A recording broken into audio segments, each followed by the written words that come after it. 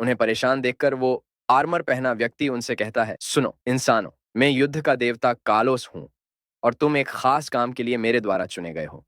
ये सुनकर सभी के मुंह खुले के खुले रह जाते हैं। लीडर परेशान होकर पूछता है, युद्ध का देवता कालोस ये कौन है? तभी उसके बगल वाला डाकू उस आर्मर पहनने व्यक्ति से पूछता है कि क्या आप कह रहे हैं कि हमें युद्ध के देवता कालोस ने चुना है? तब हमें युद्ध के देवता कालोस के बारे में बताया जाता है, जो एक प्राचीन लेजेंड है, जिन्होंने अपनी तलवार से अराजकता पैदा करने वाले राक्षसों का सामना किया और उन्हें मारकर उनकी लाशों से कई पहाड़ बनाए। सभी डाकुओं को अपनी आंखों पर भरोसा नहीं हो रहा था, क्योंकि ऐसा महान व्यक्ति उनकी आंखों के सामने मौजूद है, जो उनसे कह रहा था कि उसने उन्हें चुना है।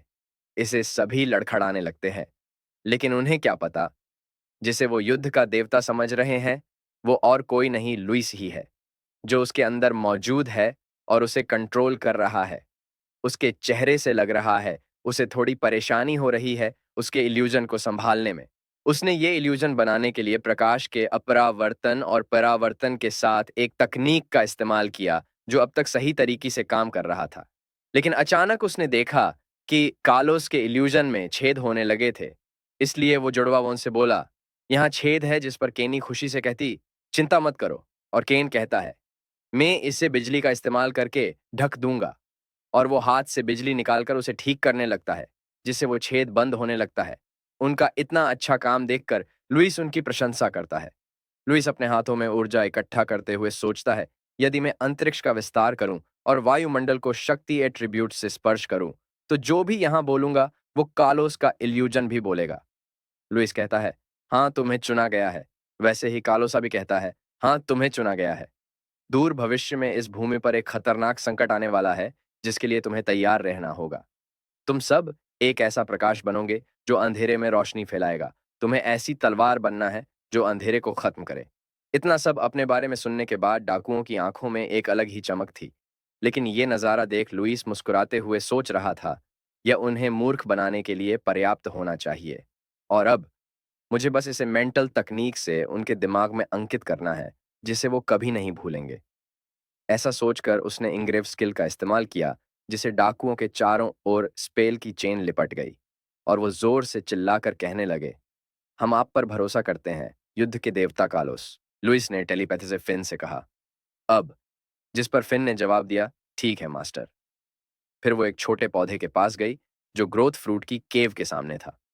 उसने पौधों को बढ़ा करने वाली दवाई उस छोटे पेड़ पर डाली, जिसे लुइस ने बनाया था। वो छोटा पेड़ कुछ ही पलों में बहुत बड़ा हो गया। ये देख सभी डाकू हैरान हो गए थे। कालोस ने उनसे कहा कि यह सबूत है उनके वादे का, और पहाड़ की तरफ उंगली करके कहा, वहां उनका ट्रायल है, जिसमें उन्हें अपने आप को साबित करना होगा। खाली पहाड़ की तरफ देखकर डाकुओं को कुछ समझ नहीं आया। लुइस ने टेलीपैथी से पाब्लो को कहा, अभी तोड़ो। जिसका जवाब देते हुए पाब्लो ने अपना हथौड़ा उठाया और पूरी ताकत से उस पहाड़ पर हमला किया, जिसे बहुत सारे पत्थर नीचे गिरने लगे और एक गुफा बन गई, जिस पर लिखा था, केव ऑन ट्रायल। कार्लोस उन्हें बताता है कि जो भी इस ट्रायल ऑफ केव को पास कर लेगा, उसे मैं अपना आशीर्वाद और पुरस्कार दूंगा। ये सुनते ही सभी डाकू खुशी से उसका नाम लेकर घोषणा करने लगते हैं। कार्लोस के अंदर लुइस सोच रहा था कि उसने उस केव के अंदर रिवॉर्ड के तौर पर जुडवाओं ने लिखी मार्शल टेक्निक्स की बुक्स के साथ अपनी चूज की हुई कुछ स्पिरिचुअल बुक्स डाल दी थी। लेकिन उन्हें पाना इतना आसान नहीं होगा, क्योंकि उसने पाब्लो से कहकर इसमें बहुत सारे ट्रैप लगवाए हैं। वो नहीं चाहता था कि उन्हें ये सब फ्री में मिले। ये ड्रामा खत्म करने के लिए लुइस उनसे कहता है, चोजन योद्धाओं, जब तक ये ट्री ऑफ प्रोमिस यहाँ ऐसे ही खिलता रहेगा, तब तक मैं वापस जरूर आऊंगा। मुझ पर भरोसा रखो और इंतजार करो। इतना कहते ही वो वहां से गायब हो जाता है। डाकुओं का लीडर अपने आप से कहता है, हम चौजन योद्धा हैं और हमने अब तक जो भी हार्ड ट्रेनिंग ली, वो हमारा चयन करने के लिए थी। मोटा डाकू हंसते हुए चिल्लाता है, हाँ, हम चौजन योद्धा है। जिस पर सभी डाकू खुशी से युद्ध के देवता का नाम चिल्लाने लगते हैं।